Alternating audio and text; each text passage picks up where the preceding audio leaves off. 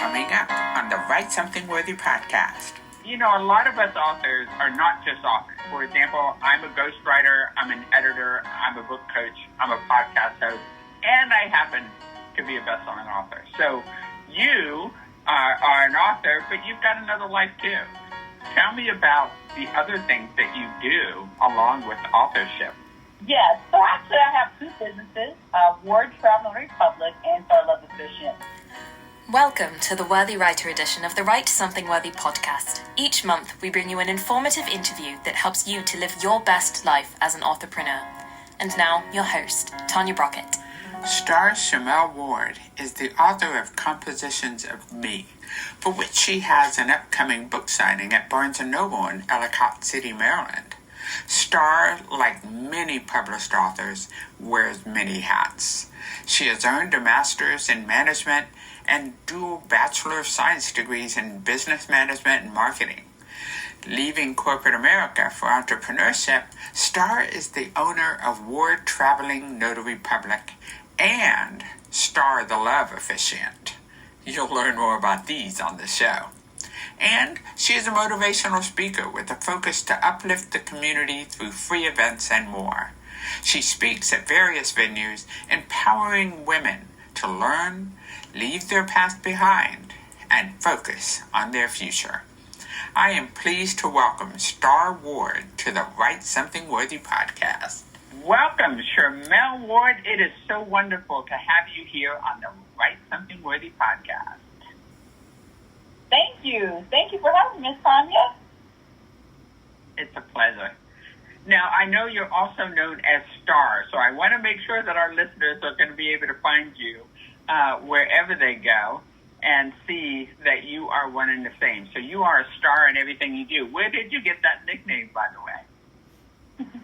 Well, I got that nickname just from my creativity, things that I do at home, family members. That's what gave me the name Star. And I also got that name because people would always butcher my first name, Shermell. So they was like, how do you pronounce it? They would always butcher it. So I just call me Star. Hey, that is a lot easier, I would say. So I would just call you Star. How about that?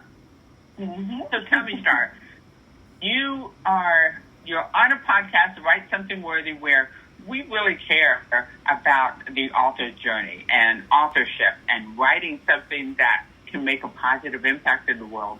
And you had an opportunity to do that. So tell me about your book and make sure we know the title, and then tell us what it is that inspired you to write that book. Sure. So my book is titled Compositions-of-Me, and I was inspired to write the book just to kind of heal from my pain, disappointment of relationships, marriage, divorce, and losing a baby. So, you know, sometimes you go through things and you're not sure how to deal with such things. And so I wrote it as a way of helping me heal and moving on with the process. And I'm not a failure, and I'm definitely a success, and because I survived all those experiences. And, you know, it is often helpful.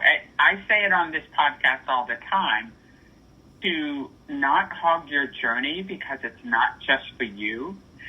And so you're having experiences that you could share with others makes a difference. You know, when we can share our stories, whether they're good, bad, and different, it really helps others who may be in that same position now or who are coming out of that situation and need to see someone rise above it, right? I agree. I appreciate that you were willing to put that into words, because it really does make a difference. Tell me about the whole authorship journey. Why did you decide to put it in a book? Well, I get asked that all the time, so it is bravery. But I came to a point where I was healing off of writing about it, versus sometimes we go through things and we're silent. I didn't want to be silent anymore, right? So what I wanted to do, I wanted to share it with others because I want people to see my life through their eyes and perhaps some of my experiences they may have experienced and how I overcame those obstacles. That's wonderful.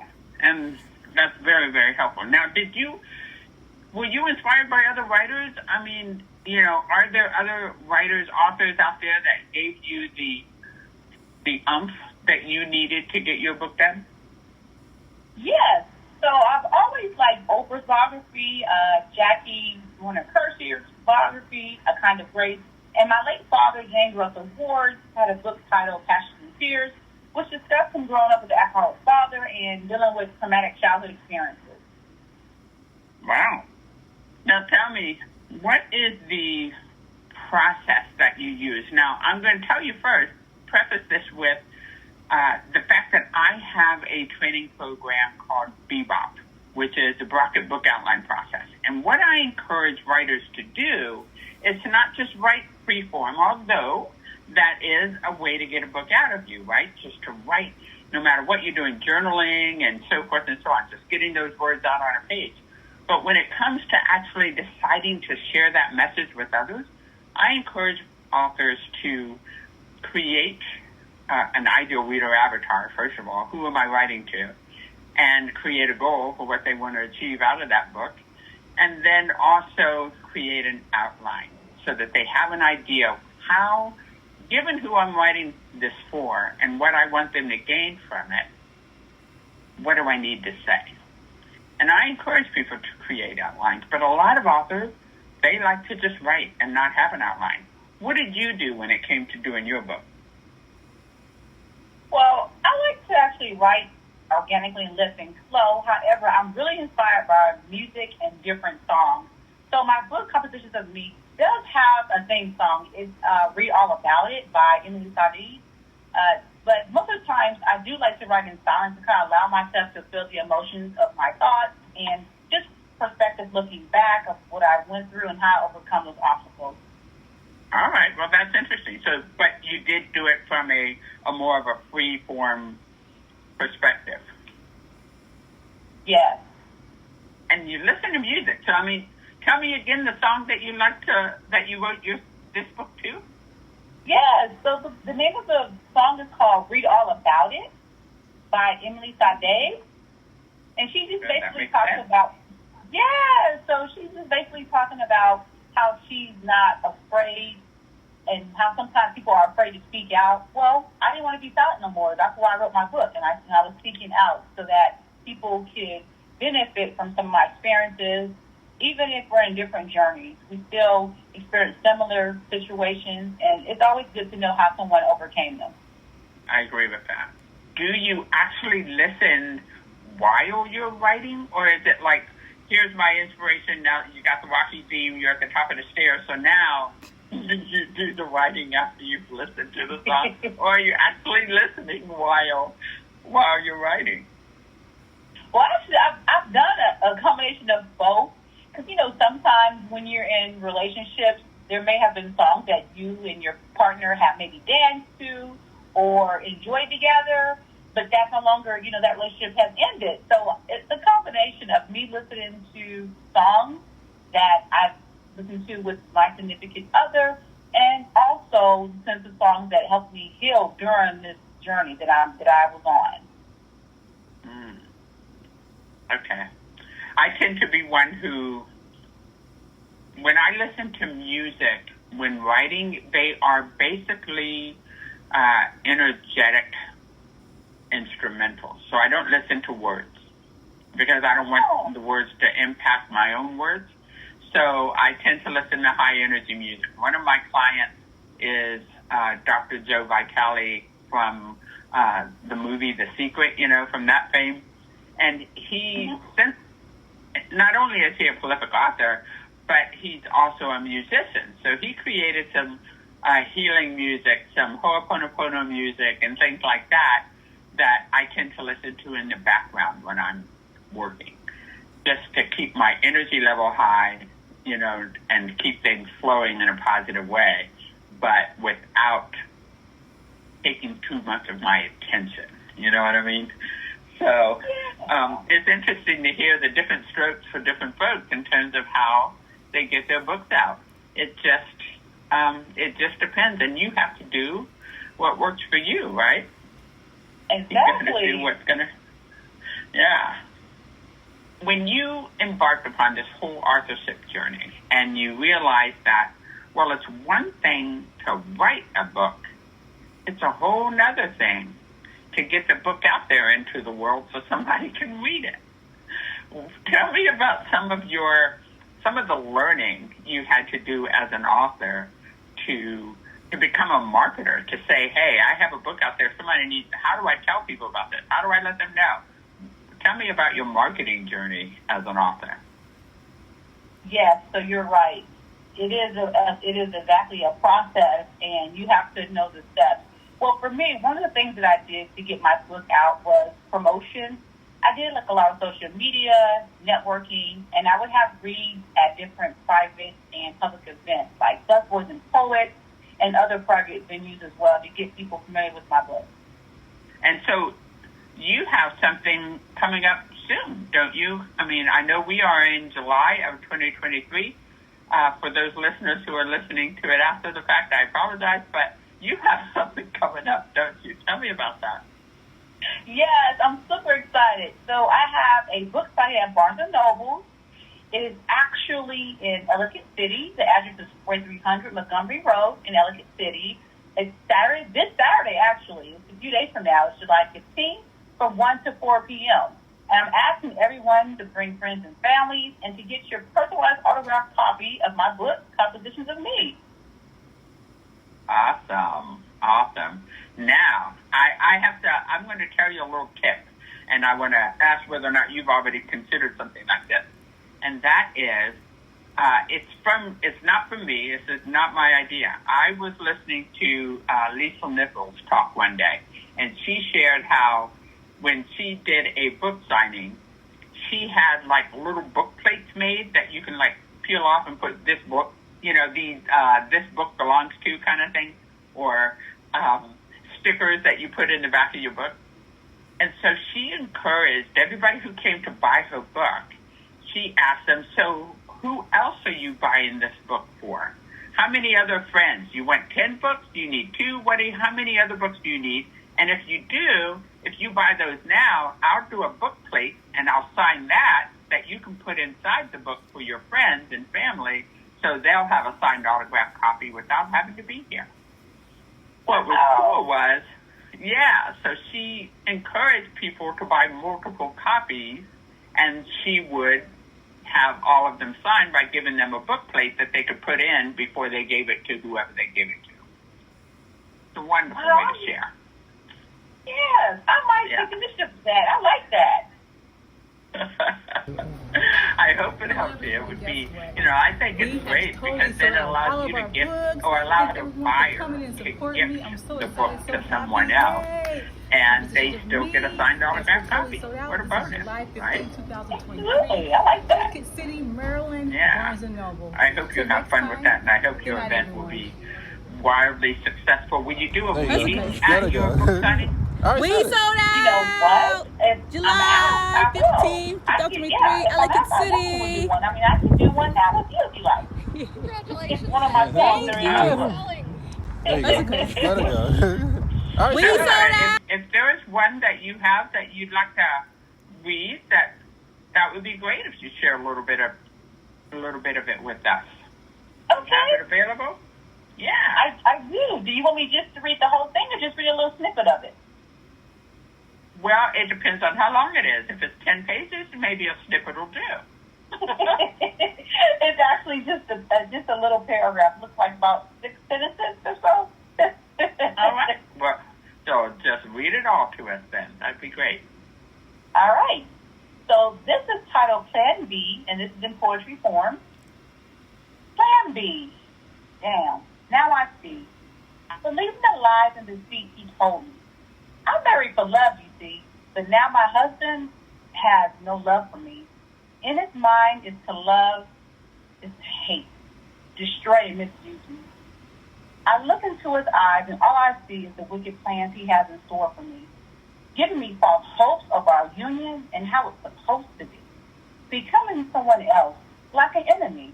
I promise to love, honor, and respect, not knowing my husband had no intent. This marriage has been hell from the start.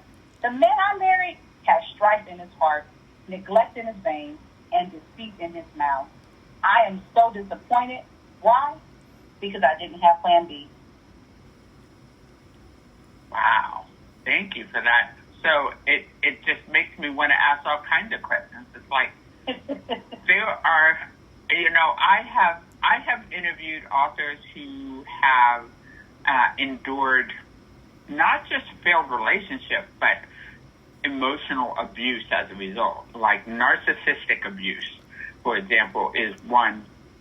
And you made me think of that because you believe that love and everything is one way, and the other person is totally the antithesis of that, or has convinced you that it is so, but then you discover it's quite the opposite. That has got to be a challenge for anyone to go through. Yes, it was. It was. And I think you hit the nail on the head. It definitely was someone given a certain perception, but that's not the reality. It was more of emotional abuse and mental. That's really tough. And, those of us on the outside of those relationships who often don't recognize, one, we don't recognize the pull and the whole entrapment of it. And we sit up there and naively say, well, just leave. Why are you putting up with that? Just get out. But it's not always that easy to just get out. And for any of those who do manage to get away from a relationship that doesn't serve them, kudos. And that's not considered a failure. That is considered a success, because you are creating an environment for yourself that honors you, even when somebody else fails to do so. That's great. Thank you for sharing that. I appreciate it. Absolutely. Thank you for allowing me to share.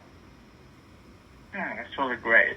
And that's one thing that's really fun about when you go to a book signing. Sometimes you have an opportunity to do those those readings from your book, so that people can say, oh, okay, maybe I do want to go grab that. Because somebody might have come into the bookstore that had no idea you were doing a book signing, right?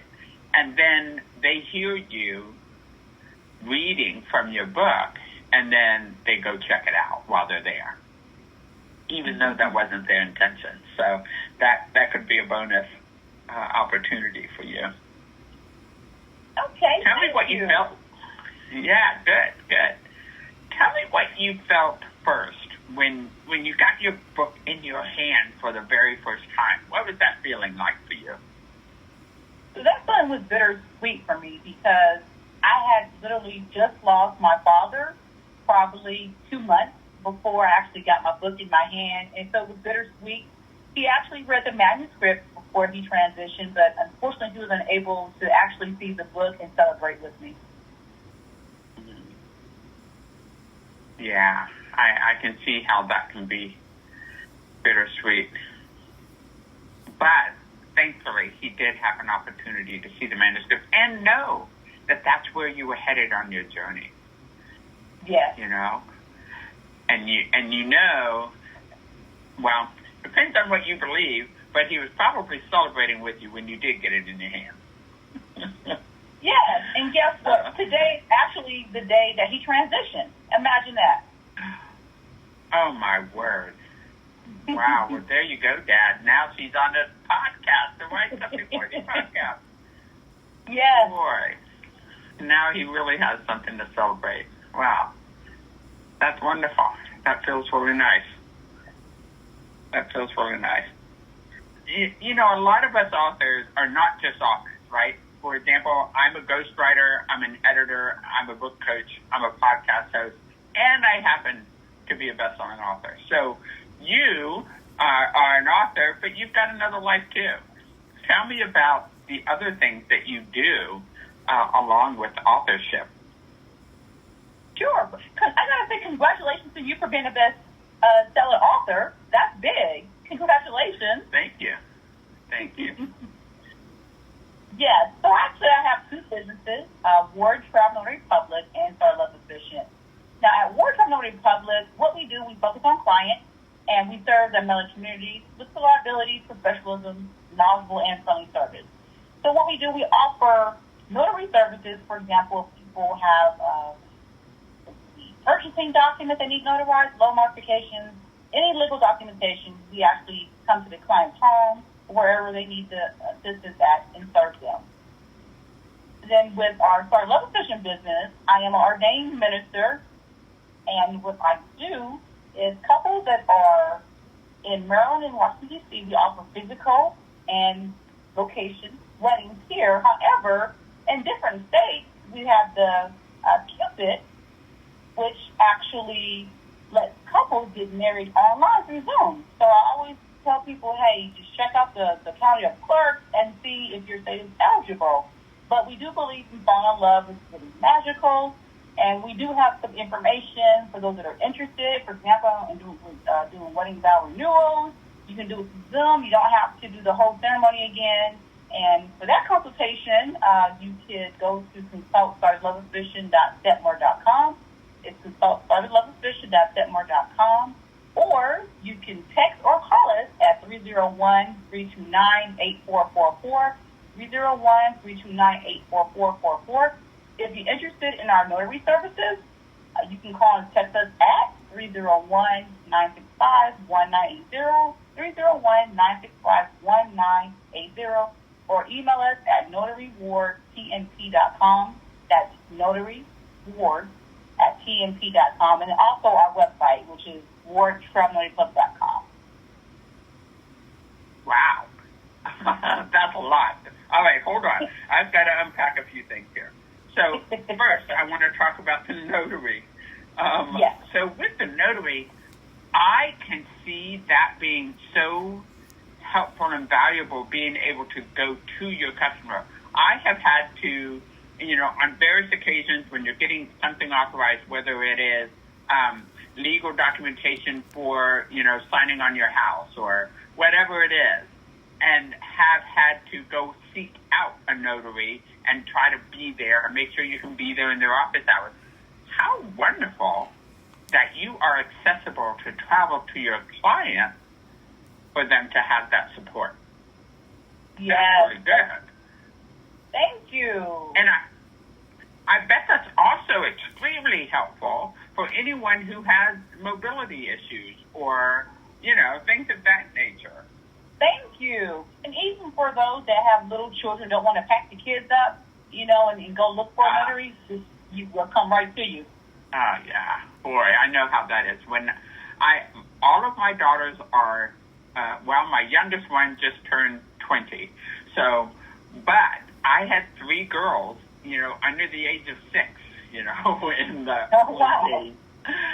And so having to pack all of them up to go somewhere, just when you want to run over here for a minute, you got to pack it all up to get over there. So, yes, I could totally see how having a mobile notary could be very, very helpful in those situations. That's neat. Now, I want to jump over to the wedding officiant services. I had no idea you could do something on Zoom. So now, wait a minute. So you can be in one place, and the couple can be somewhere else? Yes. And, so it's and then other people can just join in on a Zoom meeting? Say, all right, wedding starts at 2. Everybody on your Zoom. Absolutely. So with Project Cupid, which is it's in various states. Now, I know it's being offered in Illinois, New Jersey, New York, Utah, but it's always important to check with your county clerk. So, yes, everyone can say, hey, it was at 2 o'clock, jump on the Zoom, but they'll be muted, of course, but then the ceremony will start as soon as everyone's on. It will start at that time, and the couple can just basically do their wedding vows. We also offer that Zoom ceremony for if you're doing wedding vow renewals or relationship commitment ceremony. It's in the convenience of your own home. That's amazing. Or they can go all out and still do something in some great, fabulous place as long as they have the camera capability to do it, right? I mean, they can do wherever they want to. That is absolutely amazing. How interesting. That is really interesting. Well, you provide so much different value in so many different ways. That's really very creative. So therefore, there's the star, right? The one who is creative and creating all kinds of wonderful things for the benefit of many others. Wow, that's interesting. Now I want to turn back to authorship, and I want to turn back to the fact that oftentimes many authors have more than one book in them. But hey, first of all, kudos to anyone who finally gets that book out. Because, statistics say that, there are about 80% of people say they want to write a book, but less than 5% do. You're already in the 5% club. So now, are you thinking that there's a future book that's going to come out of you as well? And if so, what would it likely be about? Yes. I believe I have one more book in me, and it will be about the final chapter, the happy ending. I'm on my journey for the happy ending.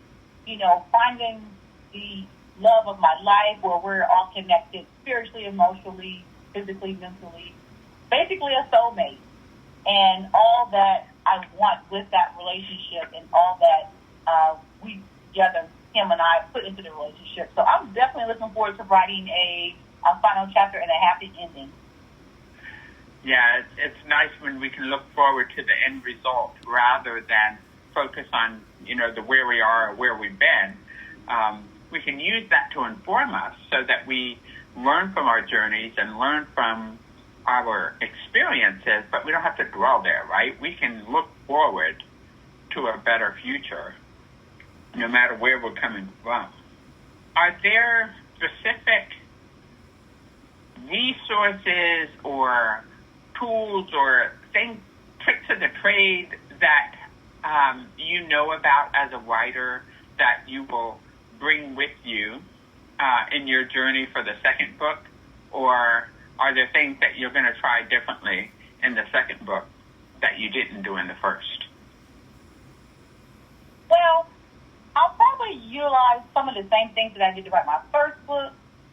However, I think it would be more of like self-publishing versus using a publishing company just so you can have more ownership of your book.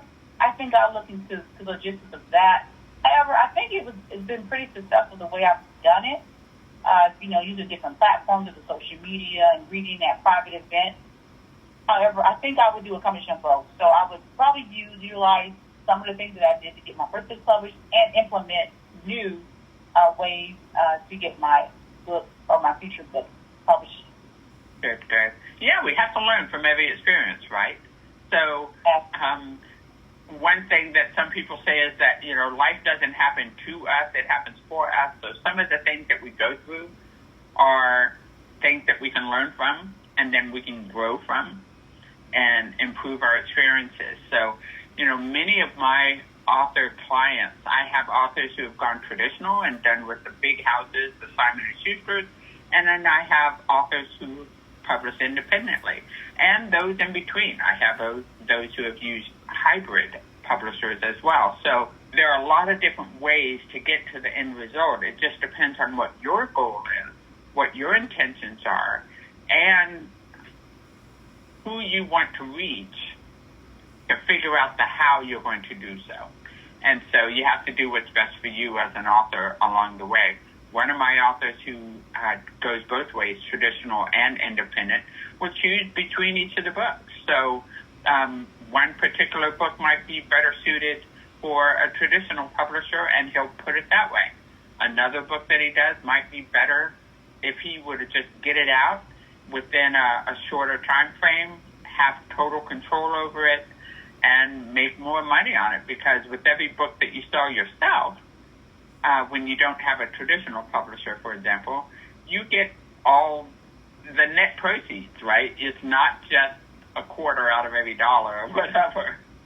You're actually getting, 70% or more of each book sale. So it really makes a difference to your bottom line as an author, which way you go. But it also, the level of control, the level of flexibility increases when you self-publish your book. That can change as we go along. I wrote an article recently in the Bellwether magazine about being a New York Times bestseller versus an Amazon bestseller, and doing it yourself versus publishing traditionally, and which is better. And it really depends on what your goals are as to which way you go. But one thing that's so great is with my company, Halogen Inc., and my partners that I work with to help my authors, is we can make just about anybody a bestseller. Now, mind you, most of my clients are nonfiction authors, so they're not the ones who are writing poetry per se. They may have some of it in their book, but their focus is a nonfiction book. But, we make all of our clients who ask bestsellers, and that does help them. And I appreciate you acknowledging that earlier today, too, because, I don't even think about that, to be honest. I don't think I've ever said that on this podcast, because it wasn't a number one bestseller, and so I just never called it one. And so I realized recently that, hey, you don't have to be number one to be called a bestseller. All you have to do is be on the bestseller list. I'm like, oh, yeah, that's right. I am just excited for you that you are going to have your Barnes & Noble book signing this weekend. And it's Ellicott City, Maryland, right? It's in Maryland? Yeah. So for those that are on the... Right. So for those who are on the East Coast, they can hop up there and pay a visit and hopefully listen to some of a reading from you and enjoy getting a book signing. And when they do, they can also buy multiple books for their friends and get them signed by you while they're there. How about that? That's right. All right. Now, one question that I try to ask of guests who come to the Write Something Worthy podcast is, what do you believe it takes for someone to write something worthy? What does that mean to you? To me, for someone to write something worthy, it takes self-reflection. It takes accountability. I would also say discipline. And you have to be organized. Like, when you're writing, sometimes you can get distractions, whether it's family, kids, your job, etc. You literally have to be disciplined to go back to writing, to finish what it is that you're writing. So I believe it takes all those elements to be a worthy writer. Wonderful. So true, so true. So thank you for that. I appreciate it. Can you tell us where our listeners can tap back into you and learn more? Absolutely. They can follow me on Instagram at The Love Efficient Star. Also, you can subscribe to my YouTube channel at Star The Love Efficient 6565. That's at Star The Love Efficient 6565. We want you to check out our videos, get inspired by love.